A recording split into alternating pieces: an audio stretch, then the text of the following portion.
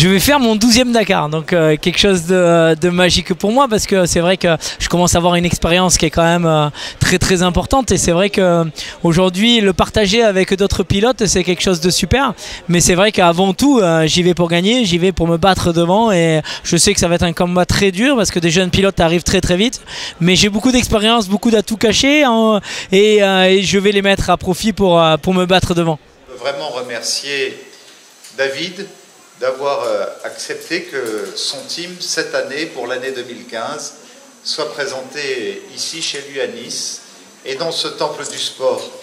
La moto en général c'est toute ma vie. Aujourd'hui du 1er janvier au 31 décembre je vis avec ma moto et avec tout ce qui fait que je suis un pilote professionnel. Donc la préparation physique et puis aussi derrière les courses, les aventures que je vis parce que je dois avoir à peu près 150 championnats du monde dans le monde entier. C'est vrai qu'aujourd'hui c'est une grande fierté de partager ça avec les Niçois et puis les gens qui m'entourent.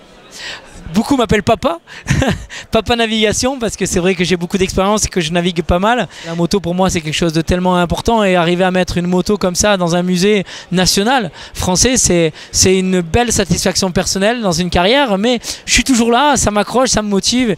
De voir les regards des gens aujourd'hui, c'est des regards qui m'aideront à aller encore plus loin au mois de janvier. Pour faire ce que je fais avec cette période qui est pas facile pour aller chercher les partenaires, etc. Faut arriver à se dépasser. Enfin, à chaque fois que je vais voir un partenaire, je me dépasse au maximum. J'essaye de les motiver au maximum. Je mets toute ma passion pour le faire vivre. Et aujourd'hui, un sponsor qui te tape dans le dos et qui te dit va t'amuser, tu trouves plus. Et donc aujourd'hui, il faut créer vraiment des motivations énormes.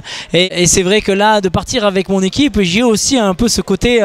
Il faut que je leur montre le chemin, il faut que je sois moi droit dans mes bottes, haut, et c'est vrai que j'ai pris beaucoup de hauteur, beaucoup de force avec eux parce qu'il faut que je sois là, leur montrer que c'est moi le meilleur, c'est moi le patron du team et c'est une belle motivation. Je pars avec 11 personnes, donc 6 pilotes, 5 assistants, donc 3 mécaniciens, un manager, un responsable logistique, donc une grosse infrastructure, une grosse logistique, mais derrière j'ai su vraiment m'entourer vraiment de personnes hyper compétentes et sur qui je peux vraiment me reposer.